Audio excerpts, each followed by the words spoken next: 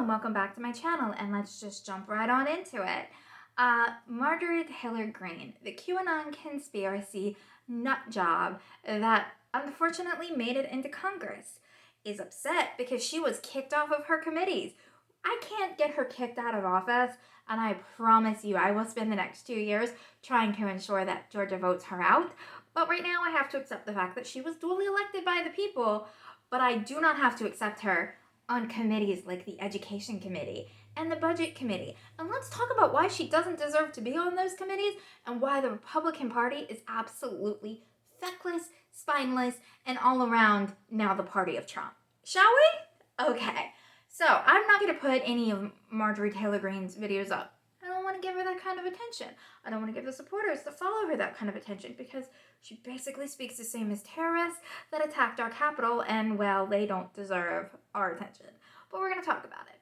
So, she was, for starters, the moderator of a Facebook group that openly talked about putting a bullet in Nancy Pelosi's head. She was part of a Facebook group that wanted to murder other members of Congress. You know, people she now has to work with. There is a video of her going around the halls of Congress demanding and pushing this false narrative that I have actually fought against because it is incredibly anti-Muslim, that you have to swear in on a Bible to be officially elected into Congress. I have news for you, and anyone that thinks that way, you do not have to be elected and then sworn in on a Bible. It doesn't work that way. You're duly elected by the people, and then you swear on whatever makes you comfortable. Not everyone has to be sworn in on a Bible. And I'm going to do a video pretty soon before y'all in the comments come for me and be like, we're a Christian nation. I'm going to show you where we were actually not. But that's a video for a different day. So let's just not argue it out here. You can go there. It'll be up in a few days. Okay. So her swearing, or her chasing around Muslim Americans, demanding that they swear in on a Bible they don't believe in, trying to harass them. And we are talking about Congress members who already get death threats from extremists like Margaery Taylor Greene, and she's pushing that narrative, and that actually puts their lives in danger. So she has put her own co-workers in danger multiple times before trying to run for that very elected seat that she's crying about now. Okay, so then she goes on and tries to say that 9/11 and school shootings are false flags to take our guns away. This is an extremely old trope that has been going around since before I was eligible to vote. It's not true. School shootings are real. 9/11 is real. These are some of the most tragic events in American history, and she had the nerve to call them false flag operations. And then she goes on and she takes it a step further. She sits there and is like, I'm going to get up today and harass David Hogg, a survivor of a school shooting. I mean, she is ridiculously mean to this kid, and he's just trying to take meetings in Congress to make a difference. Because you know what? When you tend to be involved in a school shooting, you tend not to want to have anyone else suffer from that. And according to her, she's been there. So why is she not connecting with David Hogg? Why would you treat him like that if supposedly there was a instance in your own high school, which she mentions in her speech, which I will get to in a minute.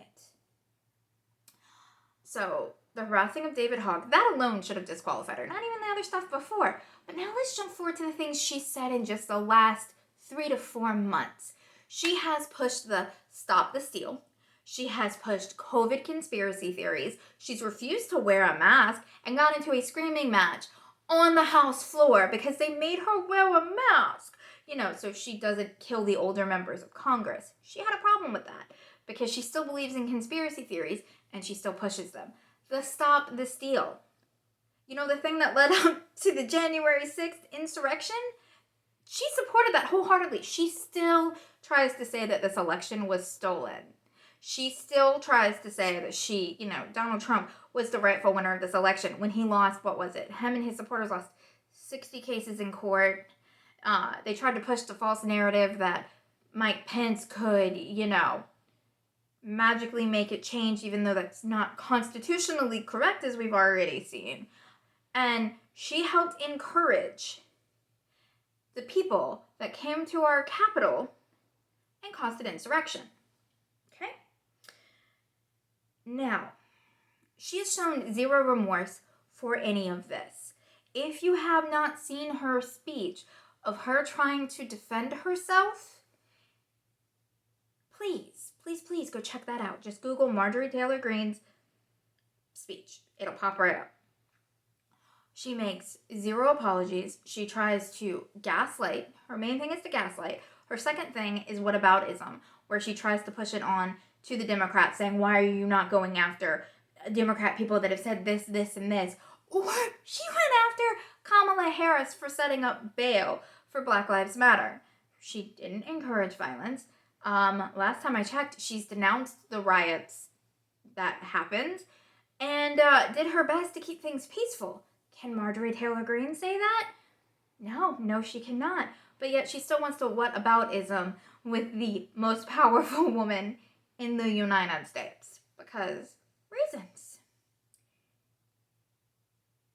If that speech doesn't infuriate you, I don't know what to tell you. Because 10 minutes of that, along with, I believe the mask she was wearing said censored. She also cries about the fact she can't have free speech. Well, literally talking to the press. And then when the press tries to throw her a tough question, she just tries to pull the trump card with whataboutism. This is not a person we need on the education committee and the budget committee because she doesn't take facts seriously. She doesn't take information seriously. She pushes a political narrative to gain power. That is it. And she worships a god. She worships a man like he's a demigod and can do no wrong, even when he does an insurrection. I think that pretty much covers it all. So thank you for coming to my TED Talk, and I will see you later.